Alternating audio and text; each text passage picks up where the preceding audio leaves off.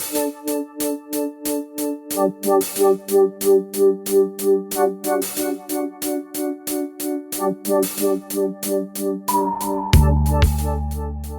back to the Following Your Gut podcast live at HealCon. Right now, after a multitude of interviews, I finally get to sit down with Mira Dessy, aka the ingredient guru. That's what you're known as? That is what I am known as. And I had to sit down and ask you, how does one become the ingredient guru? Like, we're going to get into everything that you're an expert in. But before we get into the meat of that, I'd like to know a little bit about your backstory. Sure. Yeah. It actually starts in my last career.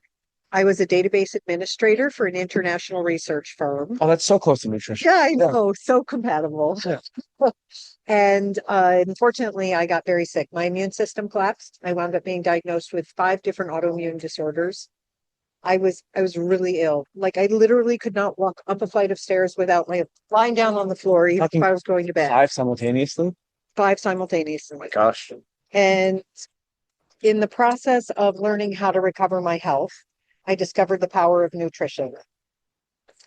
To make a long story short, essentially, I had some very wonderful doctors who shared good advice. Nobody talked to me about food. And then a friend of mine gave me a book that rocked my world because it talked about artificial colors. And at the time that this happened, my friends would all say, "Oh, you're the healthiest eater I know. We belong to a CSA. We belong to a pick your own farm. I made all of our bread and jams and pickles, 40 quarts of tomato sauce, all of that stuff." Wow. And if you opened my pantry door, we still had Captain Crunch, macaroni and cheese. Behind the secret compartment, the junk food drawer. Thought we were doing well. Okay. So I read this book from my friend. I went into my pantry and I realized that, like most people, if I read the nutrition label at all, it was the nutrition facts, and I wasn't reading the ingredients. What was the book, just out of curiosity? I don't remember, but it was by Dr. Karen Sarosi. Okay. And it had to do with ADHD and health. Okay. I should look it up because I forgot the that title. profound book. Yeah. You remember her name. You remember her name. That's all that really matters. Yes. And she's written a number of books since then. Okay. So I wound up working on my own health, changing my diet, cleaning things out, and realized at a certain point I taught myself everything I could.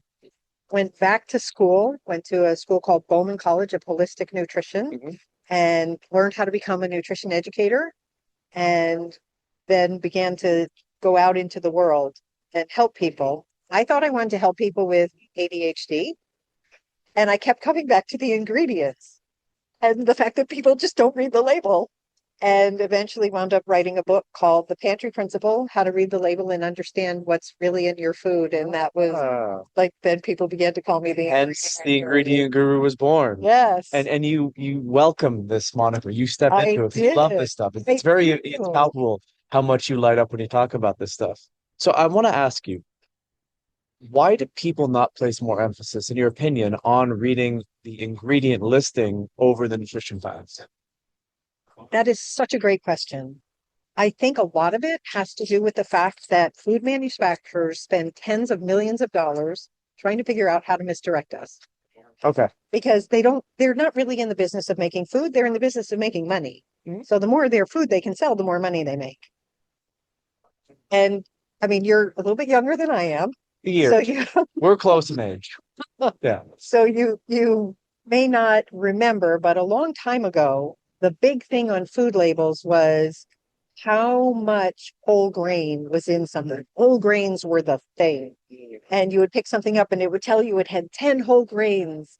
I do remember that. I might be a little older than you think, but I do remember this, yes. And so that was a big thing. And then eventually over time it shifted, and it has shifted multiple times. Right now, the buzzword is protein. It tells you how much protein is in something.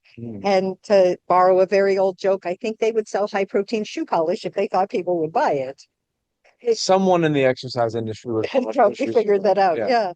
But what happens is they keep moving in response to the buzzwords that are hot, the things that people think they should be doing, and they put it all on the front of the package. And we see that and think, oh, it has organic corn and it's high protein. I should eat that because it's organic and it's high protein. Yeah, it's And, buzzwords. right, exactly. And we don't flip the package over to look at what else is in there. Mhm. And we also don't recognize the input of what I call non-nutritive ingredients. Artificial sweeteners, colors, preservatives, things of that nature. Mhm. Things that have no nutrition for our body that are there for the convenience of the manufacturer. I want to get into that, but what you were talking about with labeling, using flashy words to draw attention, you see it really as a marketing game, and it's like it's almost stating something so obvious that's programming you to just be unconsciously looking for that 3 grams of fiber, whatever. Do you have any memory of a movie? What was it called? Idiocracy. Yes. You know the scene where they're trying to figure out why the tops won't grow because they're irrigating the Because fields with irrigated. Gatorade Yes, and it's got electrolytes. I know. Sometimes movies have a little bit of a predictive documentary motif in my Aspect, mind, and yes. And that then when he is comes happening. in and wants to water with water, they're like, Yeah, oh, you can't do that. yeah, And he and has to start with one little plant. yeah. But the satire in that I don't think a lot of people see through is the more we allow ourselves to only have the discernment of looking at what a label with a word says, oh, protein check mark. That's complete in my mind. Fiber, whole grains, as you said. We just look for that. We don't become critical thinking and become a detective. And that dovetails to what you said about the non-nutritive ingredients. What are those things doing to us in your research experience? Sure. I think part of the challenge that comes in is for many of us, those non-nutritive ingredients take a long time to catch up to what's going on in our system. We don't recognize the input of them because Meaning the effect they have the on us effect over that they time? have on us, right? It's not the silly phrase that I use with clients when I'm working with them is it's not like you eat a Twinkie and wake up with diabetes tomorrow. It's a long-term effect. Yeah. It's the same thing with non-nutritive ingredients. And then the other challenge that we have is the impact. There are a lot of things that are the same, but a lot of it has to do with bioindividuality. So one person, for example, could be very sensitive to carrageenan, which is made from a red seaweed. The way that it's processed can be highly inflammatory to the gut. It's a preservative agent, right? It's an emulsifier, actually. Okay. It appears in virtually every aisle of the grocery store, including things like lunch meats and pharmaceuticals and Even everything everyone's else. famous almond milk. I haven't looked at it, but maybe Yes, it's in there. it's the brand Silk. Okay, The ingredients, if you look at is the label of the almond milk that they promote as a health food, is carrageenan, for carrageenan. example. Yeah. And the other thing is the labels change a lot. People sometimes find something and think, oh, this is good, and they don't recognize the company gets acquired by somebody else or they change the formulation. We don't reread the label. Mm. And then some people are more sensitive than others.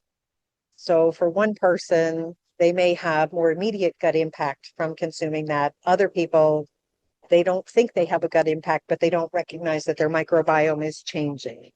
Some people will have allergic responses to certain preservatives or certain emulsifiers or other food non-nutritive ingredients. And they all of a sudden, if they start to have a sneezing attack or they start scratching or whatever, it tends to be blamed on the top level of the food. Oh, I ate that cottage cheese and I started sneezing like mad. I must be allergic to cottage cheese. And what they don't realize is maybe they're not allergic to the cottage cheese itself. Maybe it's what's in the cottage cheese. And you'd really have no way of actually knowing this unless you simply removed it, right? There's no deeper testing we can do right now for these, or is there? There used to be the company that did it is taking a break right now. They're retooling some of their facilities, but even they only tested about 20 different non-nutritive ingredients. Any idea how many non-nutritive ingredients are Thousands. talking like 1,020, or are we talking No, 7,000 plus we're talking like 20,000 or more. that are allowed to be in our food system? And some of them are very small. They don't appear in food a lot. Mhm. This is always a great time to talk about my absolute favorite natural ingredient, which you will never see on a food label except for some weird liquor in Sweden where they're really proud that they use it.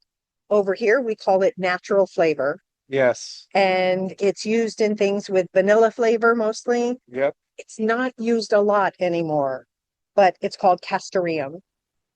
And this is the anal gland secretion of beavers. Yes, I've heard. So I actually heard that, and I wanted to know, is that actually a thing or is that a mythical? No, it's a real thing. So it used to be used in cigarettes too. It's not Okay. in cigarettes. And actually, I have not checked. Cigarette manufacturers are required to put on their website all the ingredients because they have a lot of ingredients.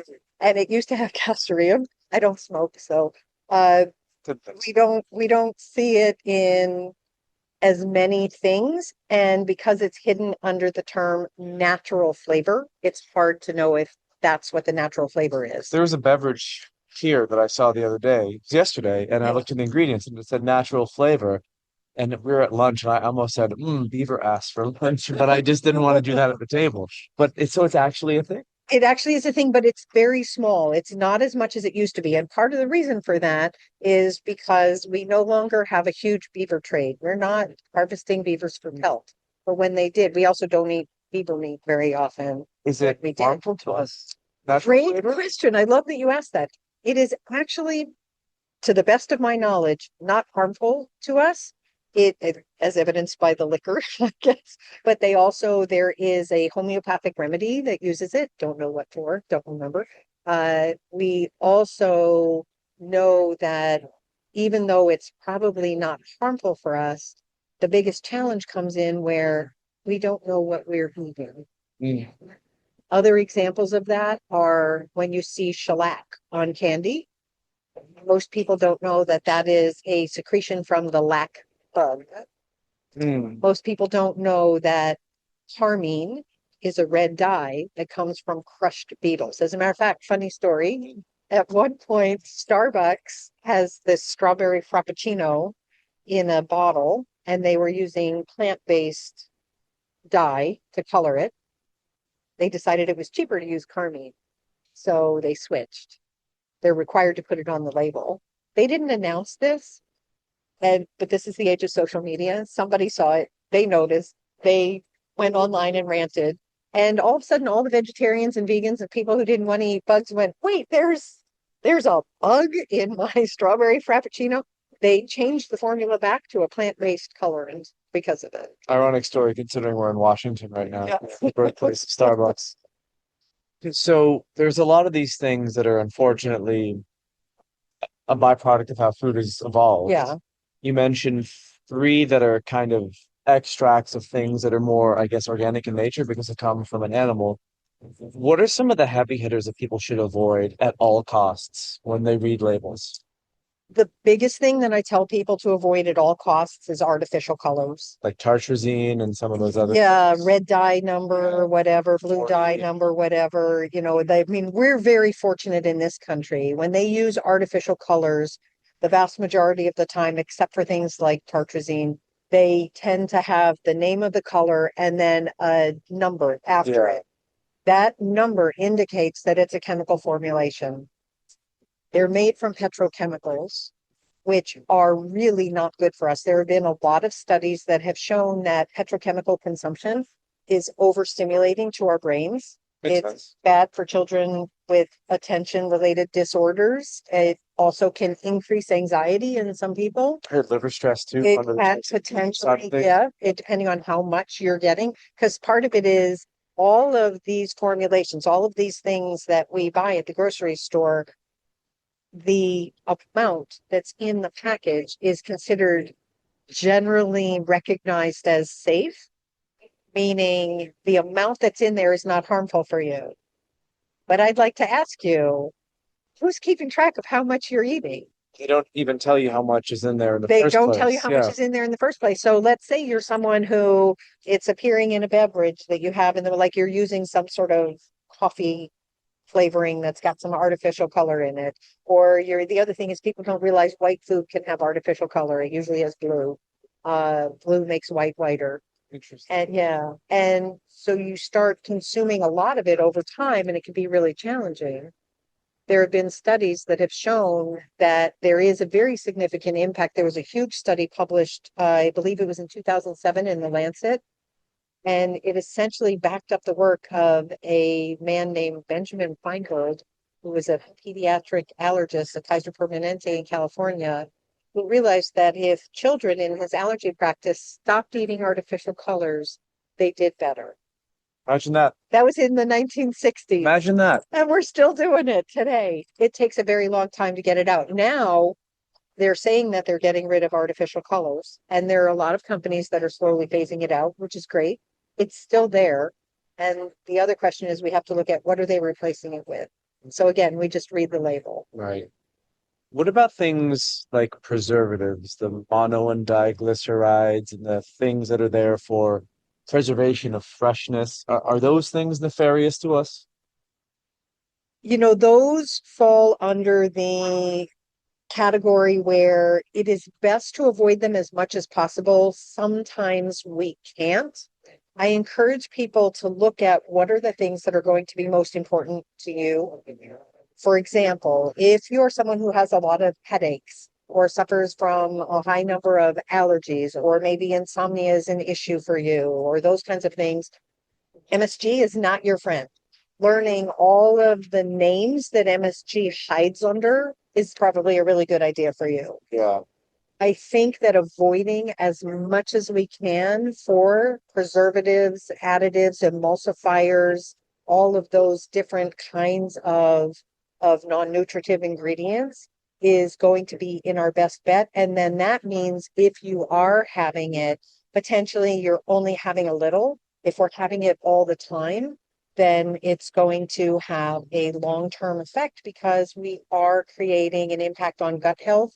We're creating an impact on systemic health, inflammatory load, and that sort of thing. That's what our company tries to really focus on with the use of our products and the formulation. So I love how that is a practical thing that can actually supercharge the effect of working on your health specifically and targeted.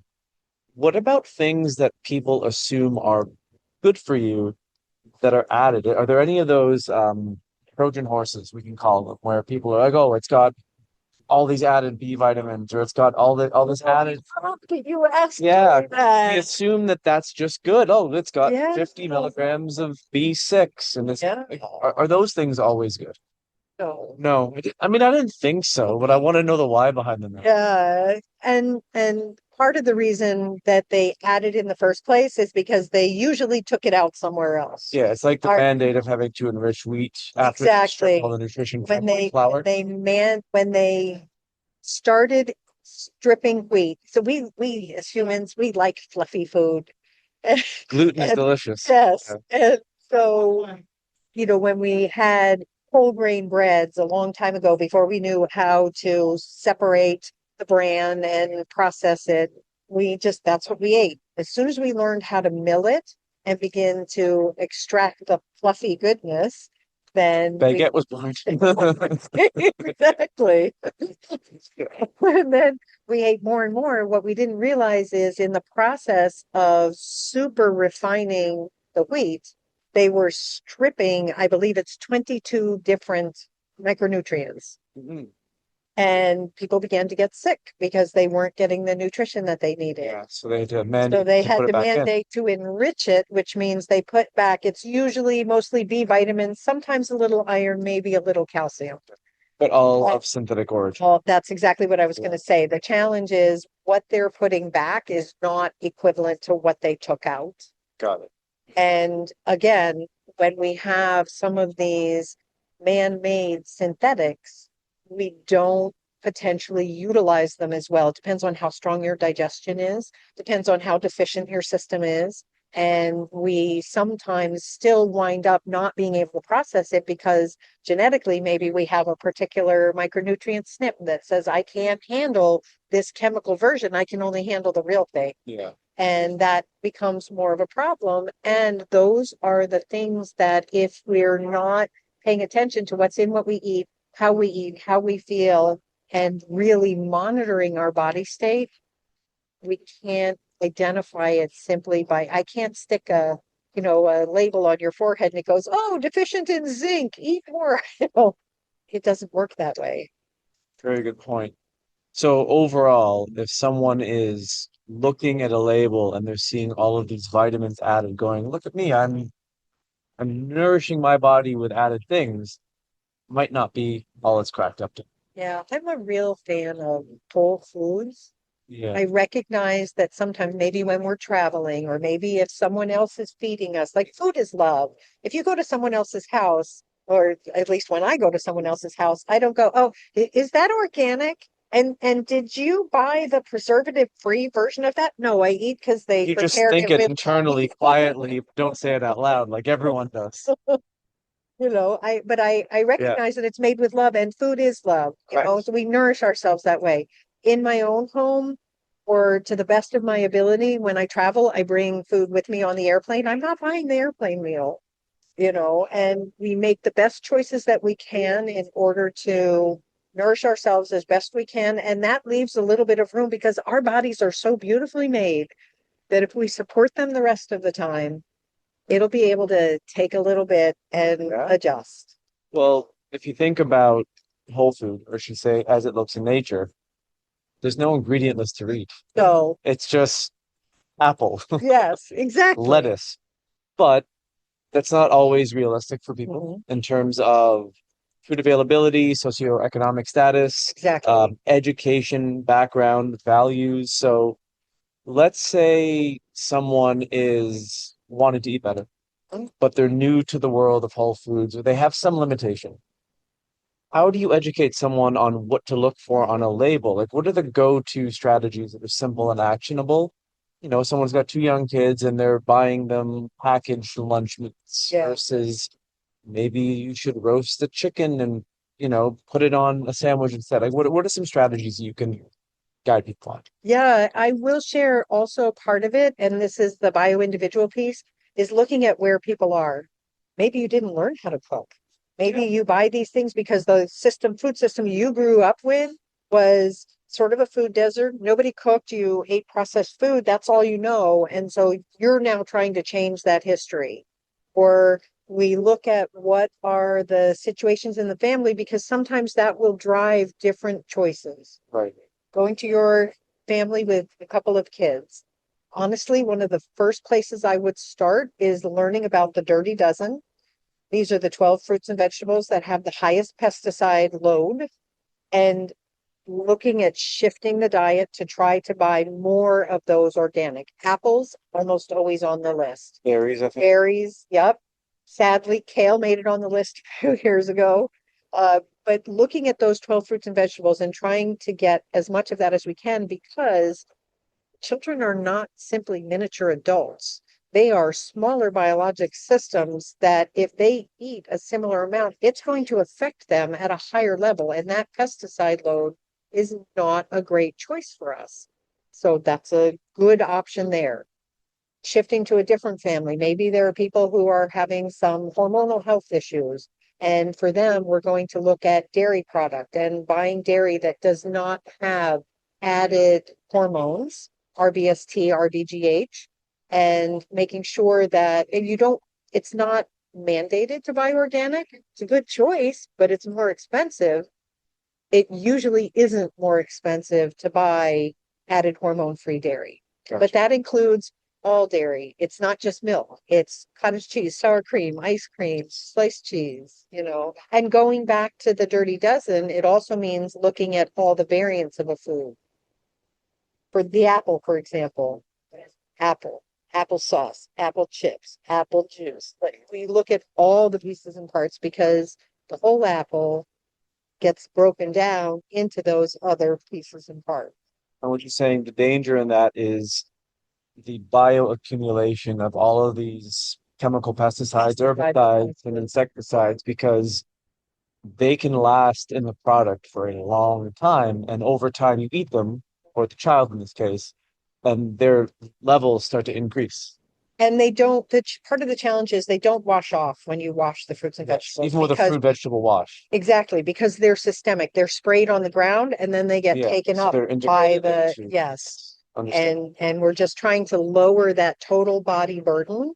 And a lot of times, if we can reduce the amount of pesticides in the diet, for example, we do have some people who wind up having less allergy expression.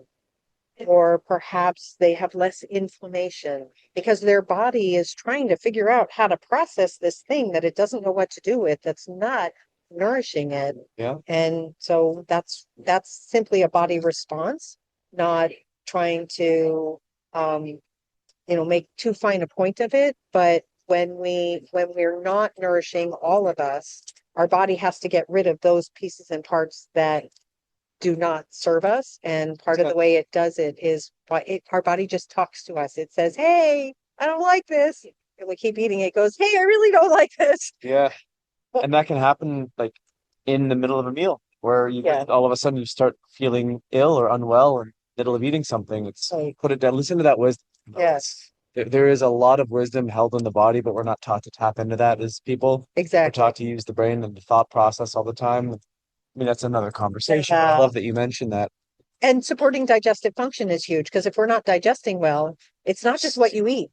It's what you, I mean, it's right. It's what you digest and absorb and assimilate into your body. Realize. Yes. I always love a digestion plug because it's what we remind people of all the time with Yeah. massive supplements and US enzymes. We are a digestive wellness company. Yeah. And something that is interesting is the idea of defining a processed food, because people think processed food is only junk food. Oh, Anything that comes in a package, your organic konjac noodle bag, yeah, it's a processed food. it is. Your Organic applesauce is a processed processed food, food. can of organic beans, processed food. Right. So processed basically means modified from nature in some capacity. Right. Are there any companies that you like when it comes to buying healthy processed foods? Or any things that you like to look for, encourage people if they want to buy something? And I'd like to start by saying it's also about learning about the level of processing, because most people hear that processed foods are bad for us, and what they don't understand is that it's the ultra processed foods, the Cooking very process. right, Yeah. exactly. And I will also share that I am a huge fan of encouraging people to be what I call brand disloyal. Disloyal. Brands love to engender loyalty. Of And course. stepping, outside of our healthy discussion here, it's like the discussion between Coke and Pepsi. People say, "Oh, I'm a Coke fan. I love Coke." And so then they buy all Coke products because they love Coke. They want to brand you as early as they can because the lifetime value of a customer who buys something from childhood through adulthood is enormous. That's Yes. fast. And part of what we don't recognize is the web of ownership of our food. Because when a small company starts making a really good product, sometimes a bigger company goes, "Oh, we want to tap into that space. So we're just going to buy you." But predacious. Yes. And then usually, not always, but usually when they buy it, they don't change it for a couple of years because they just want their people to forget that they bought it. They want things to settle down, and then they go, "Oh, now is the time, and we can change, we can add this ingredient in, and we can change this process, and we can modify it in this way because it's more profitable." Yeah, they're usually just trying to squeeze profit margins. Right. And they often don't change brand names when they buy something. They're not going to advertise, "Hey, we've made this worse. The Right. thing you love for 30 years, now cheaper for us, but the same price for you." Exactly. Yeah. Exactly. And so I love the concept of going, "This is a great company. That's a fabulous company." And the truth of the Great matter answer. is, yeah, you can't rely on it. Just look at the label. Yes. The fewer Read the label. the ingredients, the better. Yes. Things that you The can cleaner pronounce. the ingredients, the Yeah, label. don't go for things that have 26 letters in a word or dashes or Right. hyphens or Or parentheses. or abbreviations. So I have this thing called the 7 simple rules of healthy grocery shopping, and one of them is if it's all capital letters, that is simply an abbreviation for something like, what is it? BHA, butylated hydroxyanisole. They call it BHA on the label. And actually they're getting really sneaky about that. So that one tends to appear a lot in cereal and some dry goods. It can appear in other things as well. Sounds But less nefarious. It's a three-letter. it does. However, they're also recognizing that maybe more people are starting to read the label. So now on a cereal box, not that long ago at the grocery store, I saw the ingredient panel because I spend a lot of time at grocery stores. And And then below the ingredient panel was this very benign little sentence, benign looking sentence that said, BHA added to packaging. So like, oh, it's not part of the food. It's just in the packaging. Okay. And what we have to remember is it's touching the food. Yeah. I mean, things wrapped in plastic are intermingling with what it is that's inside the container. It's a very, very wise point. This was really enlightening because habits are hard to change, right? When it comes to the psychology of a person, a new behavior and a long-held habit are very different things. The habit is automated, it takes no energy. A behavior takes an incredible amount of discipline and dedication to consistently stay with that behavior until it becomes a habit. So what you're advocating for is be a detective, be a label reader. And you said there's some things that you have, like seven simple rules for healthy grocery shopping. So that is in my book, The Pantry Principle, How to Read the Label. Well, why don't you share where people can find more about you? So your book, I'm sure you have a website. I'm sure you have something on social media, because I think after this episode, people are going to want to hear a little bit more of what you say. Thank you. So yes, the book is The Pantry Principle, How to Read the Label and Understand What's Really in Your Food. It's on Amazon. That's probably the easiest place. I also have a Substack, miradessy.substack.com. Every week I share a newsletter with an editorial and what I call food news you can use, blurbs about what's changing. Food news you can use. I like when things rhyme. Yeah. Blurbs about things that are happening in the world of food. I love when I can share good changes. Sometimes it's maybe not so great changes, but I do share every week. So that's another place. And then I'm on, YouTube, Instagram, whatever. All of that as the Ingredient Guru. Okay. Mira, thank you so much for sharing your wisdom. It's absolutely an awesome conversation. With you. Yes, and I hope everyone enjoyed this conversation. Read your labels. She'll be watching. She'll be checking up, I promise. And until next time, we'll see you next time on Following Your Gut podcast. Take care, everyone.